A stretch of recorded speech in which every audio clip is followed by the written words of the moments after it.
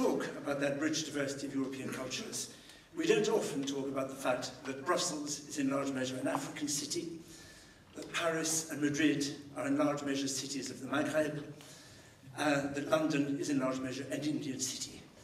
And I want to start by showing you what I think is one of the great works of art of contemporary British culture by a young British artist, which is this. It's by a Jordanian UK artist, Ali Mansour. And it makes the point straight away that we have, as part of our European cultural inheritance, the cultures of those peoples who have come to live in Europe, for 2 generations have been part of Europe, and whose cultures we still find difficult to accept as our own, and as part of those traditions we must affirm.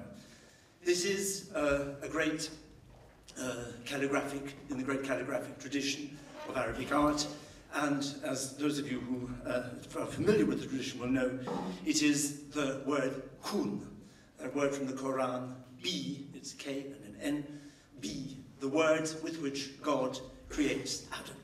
It's the word that makes all of us, and makes all of us in the same terms. It's the Jewish words interpreted in the Christian tradition by Michelangelo on the Sistine ceiling, which we all know, interpreted in the Islamic tradition here.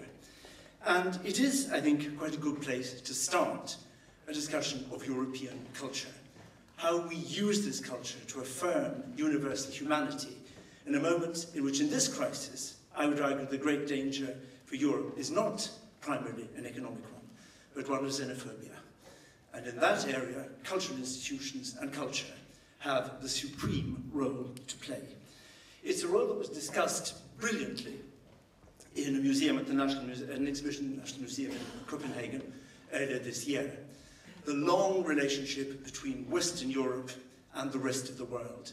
The long fascination and exchange and exploration and discovery and appropriation through a brilliant exhibition.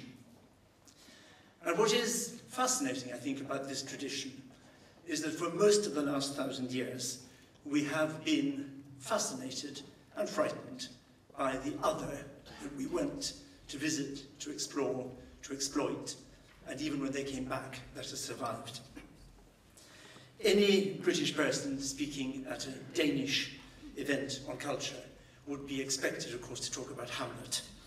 But I'm going to talk about Othello instead, because Othello is the first great play in Europe to explore that idea of the other, who is part of us, Othello, the Moor of Venice, the Moor in Venice, and yet not quite in Venice, and thinking about the world beyond, that moment which around 1600 Europe had to do.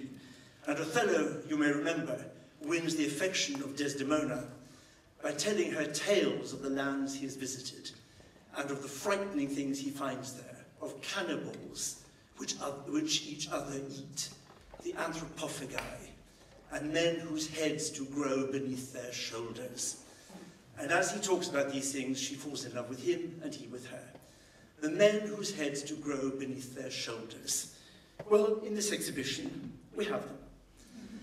And we have an extraordinary cultural phenomenon, because this was a European fantasy about the other.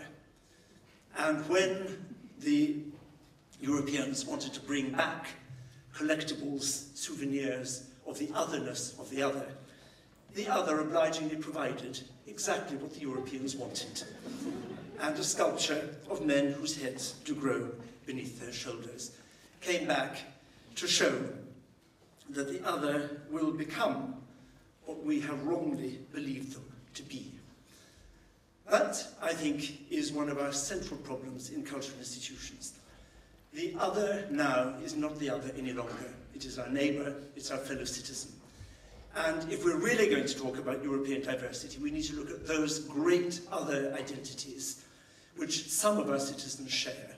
We all have many identities, not one, and it's the other identities shared by some of our citizens, fellow citizens, we need to explore.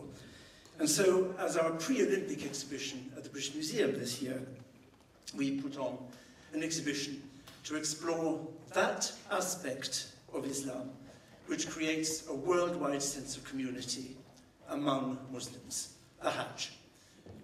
only Muslims can go to Mecca. We can't, non-Muslims.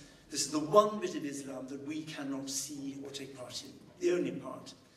But it's that part which creates, above all, the sense of universal oneness.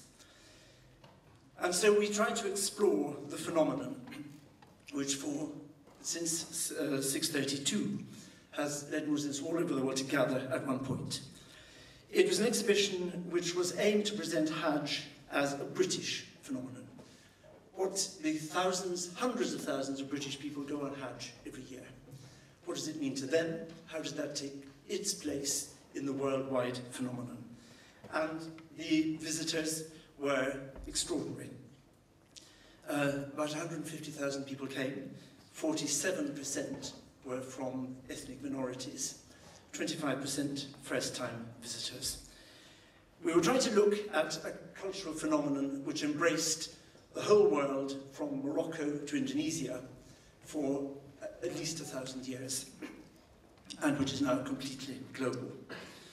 And what we were keen to do was, you can see the range of public here, was to show that this phenomenon has always, or at least for centuries, been part of British public life. The mahmal, which you see in the background, that wonderful canopy, which sat on the camel saddle which carried the Quran from Cairo to Mecca. That mahmal was made in Cairo and left Cairo for Mecca, while Cairo was under British control. For most of the first half of the 20th century, the British Crown was responsible for more Muslims than any other political power. One of the main concerns of British India was to provide journeys to Mecca. And the British government, even then keen on privatisation, asked Thomas Cook to make sure of it. What we wanted to demonstrate was that this is not a new phenomenon, an alien phenomenon, or a phenomenon that in any sense is strange. This has been part of our national history for centuries.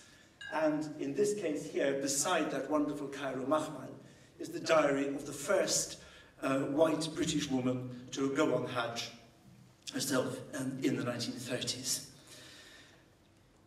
At the same time as this, the National Theatre, with its dance group DV8, put on another exploration of what it meant to be Muslim in Europe. That program of dance was about the insistence that Islam and citizens who follow Islam are like all other citizens, that no special arrangements should be made for that particular religious group any more than for any other. It was a plea through dance that all citizens are equal and no citizens, whatever their religious belief, should be treated differently. The two cultural phenomena exploring a topic which I think would be very hard to explore politically, but is central to Europe's life. And that, I think, is why museums are so important. They give us a forum, cultural spaces of all sorts give us a forum to ask and explore the questions which are often too difficult for politicians. And it's not, of course, just Islam. One of the extraordinary phenomena of central London is the enormous mix of race, religion, language, and culture. And so a few years ago, we put an exhibition to show how Hindu British citizens celebrate their particular tradition with a key part of their identity. The great Bengali tradition, focused in the city of Calcutta, is the celebration of the Durga Puja. At the end of the summer, the goddess Durga returns to her parents in the Himalayas, and then in the snow will melt and return again through the Ganges to irrigate the plain. And every year, statues of Durga are made of clay and straw, and celebrations held, and the whole of Bengal, West, Hindu and Muslim, joins in the way that Christmas has become a celebration for all religions in Europe. There is, as you know, a very, very large Bengali population in London. You can see at this point what it means to be a European city. They all came to celebrate, Muslim and Hindu Bengalis, bringing British friends, indigenous British friends as it were, to the celebration. And then at the end of the ceremony, Durga is always put into the Ganges. But as all great religions can effect extraordinary transformations, the Ganges can be any river which happens to be nearby. And so here is Durga being returned to the Ganges as the Ganges flows somewhere near Hammersmith. And at that moment, as she was returned to the Ganges Thames, a rainbow appeared. It is, I think, an important point to finish on. Our fellow citizens from all over the world are not people whose heads do grow beneath their shoulders. They are part of the European cultural inheritance. We have to use them. We have to use those traditions and acknowledge them as part of our own if we are to make the Europe that we want to see in its rich diversity of cultures. That diversity has to absorb and acknowledge all the cultures of all the citizens